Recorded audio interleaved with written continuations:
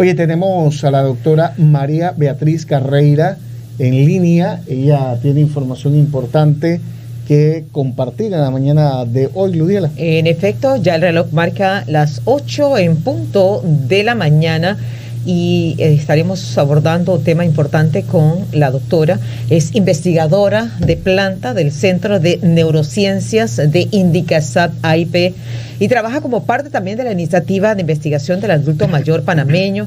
Dentro del grupo se enfoca un estudio. Doctora, buenos días y bienvenida a este espacio Radio Noticiero La Prensa vía Skype. ¿Me están escuchando? Alto y claro, bienvenida para conocer entonces todo lo que se viene adelantando en materia de investigación en el marco del Día Mundial del Cerebro, un evento para las personas de todas las edades. Hola. Que se celebra actualmente en esta tercera semana de marzo. Bienvenida, doctora.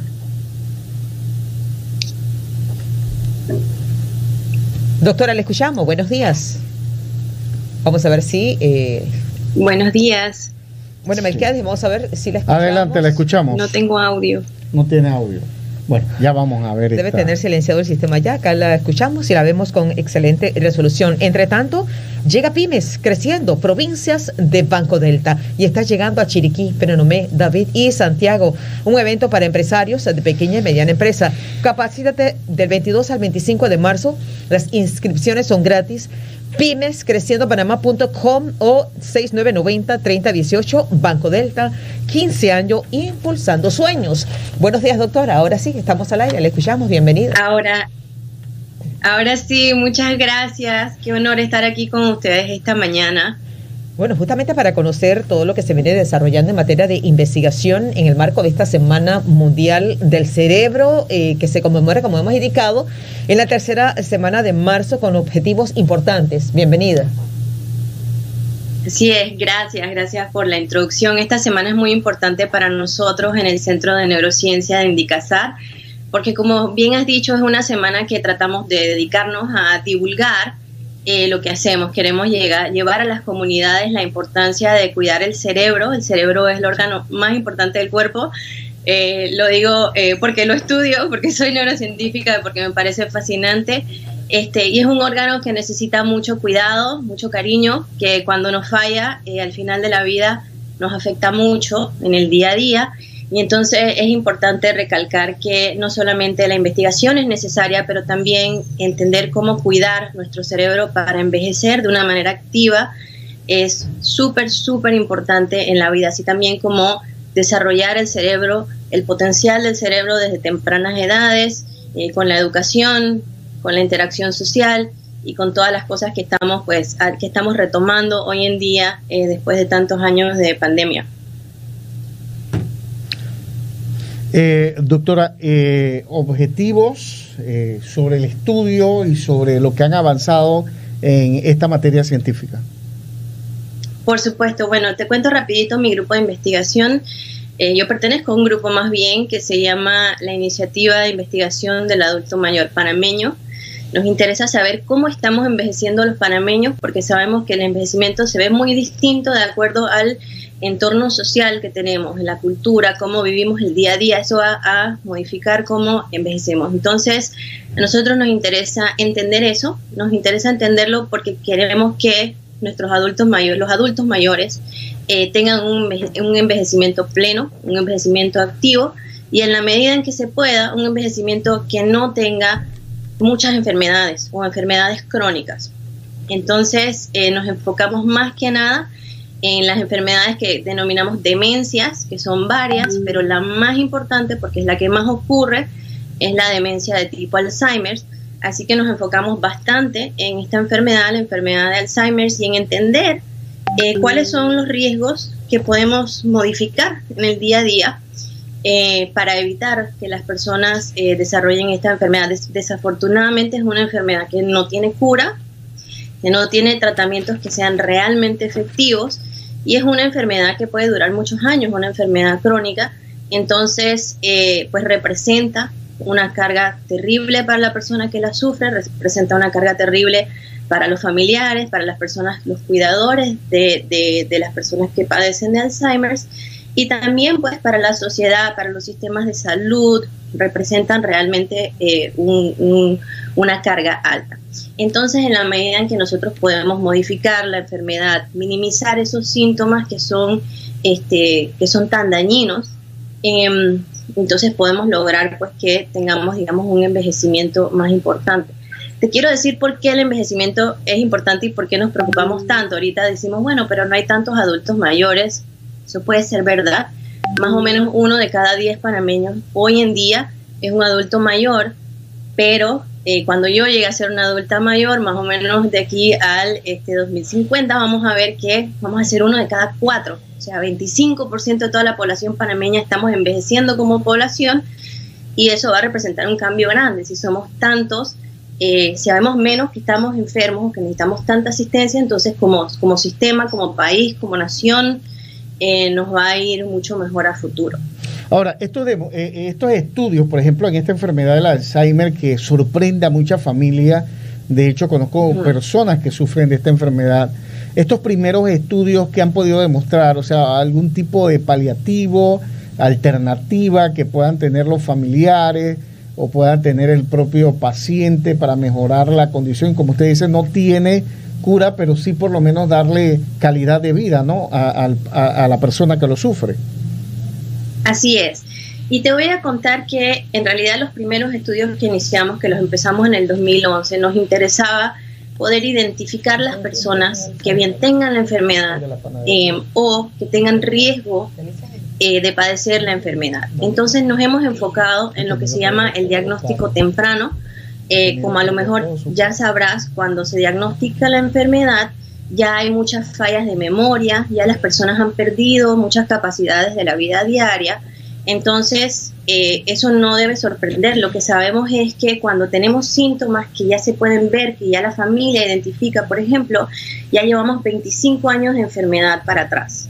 O sea, es una enfermedad que se presenta, digamos, después de los 60, después de los 70, pero la patología en el cerebro está ocurriendo desde los 50 o un poquito antes.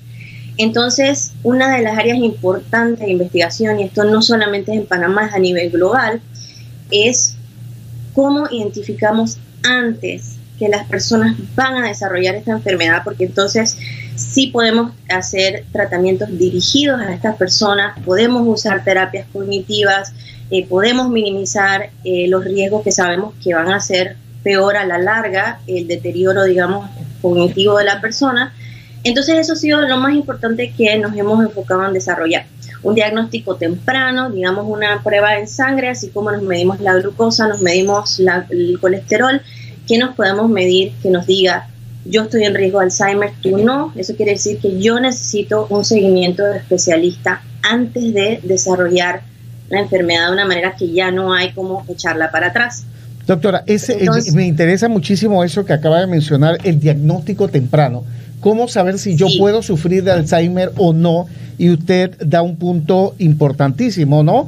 Que desde los 50 años empieza realmente esta evolución que se pronuncia ya físicamente a los 60, 70 años y nos toma por sorpresa a muchos. Y le pregunta... Y allí mismo, José, en esa misma línea también la importancia de detectar oportunamente, ¿cómo puede incidir si se detecta oportunamente en la enfermedad de la persona, del adulto mayor? Sí, doctora, y también si hay algunas señales que físicamente nos puedan demostrar, sin ese examen o ese diagnóstico, esa prueba de sangre, que podemos ser candidatos a sufrir de esta enfermedad.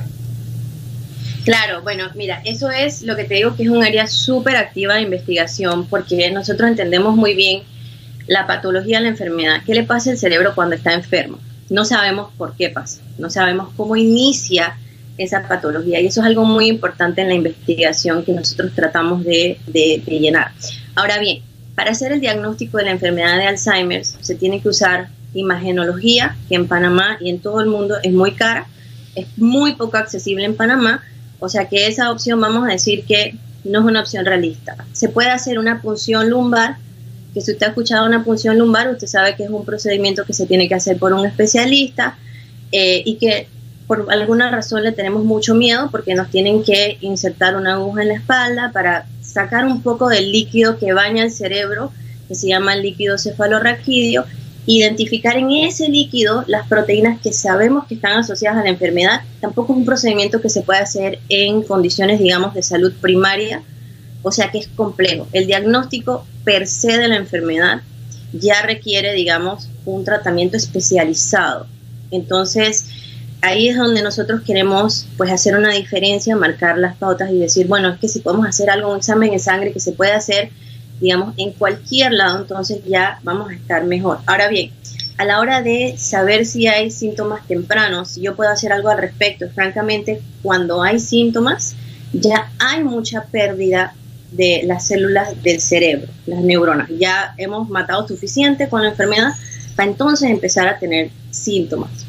Pero, ¿qué sí sabemos? Sabemos que hay factores de riesgo que son modificables. Hay riesgo que no es modificable, hay ciertos genes que están asociados a la enfermedad, que pueden incrementar el riesgo, qué sé yo. Pero lo importante es que más o menos un 30%, un tercio del riesgo de padecer esta enfermedad viene de riesgos modificables. ¿Qué son riesgos modificables? Cosas que yo puedo cambiar en mi día a día. Mi dieta,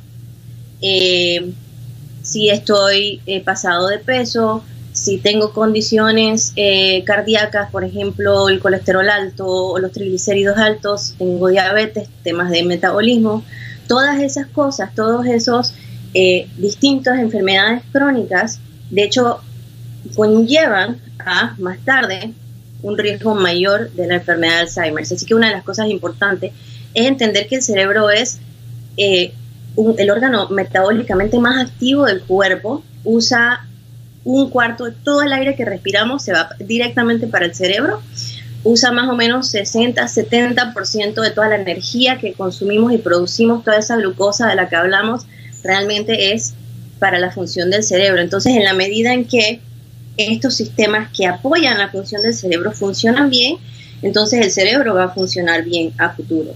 Así que, ¿qué podemos hacer? Desde que estamos adultos jóvenes, nos podemos cuidar, podemos hacer actividad física, y no estamos hablando de que nos tenemos que matar 3 horas al día en el gimnasio, sencillamente hacer algo tan sencillo como caminar 3 veces a la semana, 30 minutos, es suficiente tanto para su corazón como para mantener el cerebro activo. Así que por ahora eso es lo que te puedo decir.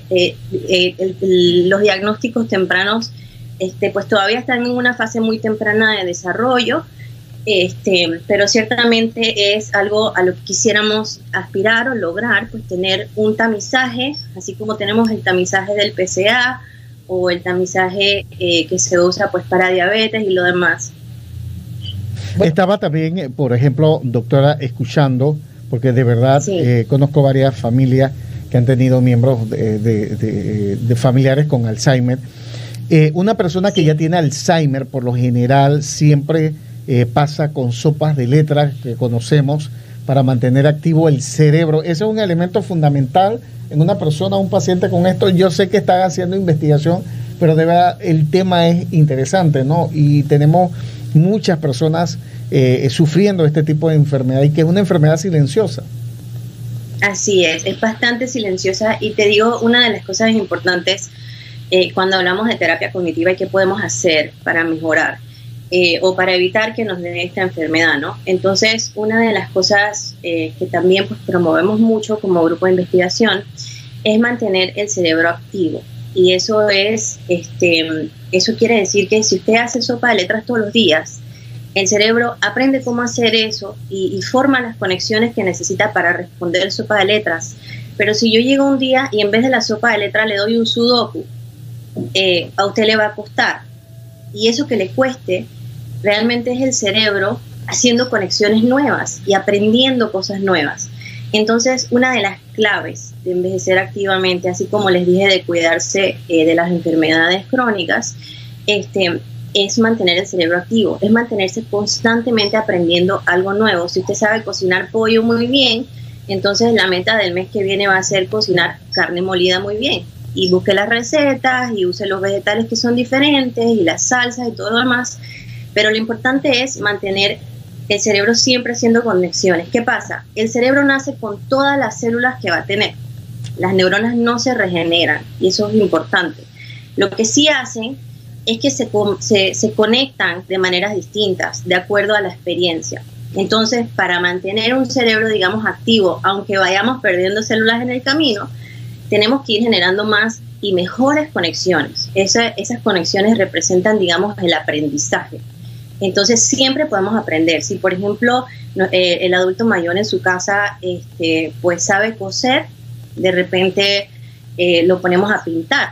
Y esa es una actividad totalmente distinta. Va a usar neuronas nuevas, va a conectar neuronas de una manera única que no tenía antes. Y eso nos ayuda a mantener lo que se llama de una manera muy, muy general la reserva cognitiva, la habilidad de nuestro cerebro de mantener sus funciones más tiempo. Bueno, doctora, creo que nos pasaríamos toda la mañana hablando del tema porque es sumamente interesante y cada día aprendemos algo más y este es un tema... Bueno, les quiero decir rápidamente que estamos en la Feria de David, en el stand de Senacid, que es en el edificio Caballeros, el que está justo enfrente de la tarima. Hoy y mañana vamos a estar mi colega Alcibiades Villarreal y yo, los dos somos neurocientíficos y nos dedicamos pues a entender esta enfermedad, así que los invito a que pasen y nos hagan todas las preguntas que quieran. Bueno, vamos a invitar al público en general que pueda pasar hoy y sobre todo personas que tengan algún familiar con este tipo de enfermedad. Siempre es bueno conocer y aprender un poco más sobre este tema. Sí, el manejo de la misma. Muchísimas gracias a la doctora María Beatriz Carrera. Ella es investigadora de planta del Centro de Neurociencias de Indicasat AIP y está trabajando también como parte de la iniciativa de investigación del adulto mayor dentro del grupo que se enfoca en el estudio del envejecimiento y enfermedades asociadas al envejecimiento, como la enfermedad que acabamos de abordar, el Alzheimer. Allí se estudian los factores de riesgo y prevención de la enfermedad, los procesos patológicos que ocurren durante la enfermedad. Así que se conmemora el Día Mundial del Cerebro y este tema es puntual en esta agenda. Muchísimas gracias a la doctora por toda la información que acaba de compartir, de promover, para justamente enviar ese mensaje sobre la importancia del envejecimiento activo y contribuir en la prevención y mitigación de los síntomas asociados de la enfermedad de Alzheimer, una labor del grupo, formar un recurso humano en nuestro país joven, competitivo, comprometido con el futuro y lograr más ciencia en Panamá dedicada a la salud mental de la población. Muchísimas gracias, doctora. Vamos al cambio. Gracias. Ya regresamos en Radio Noticiero La Prensa.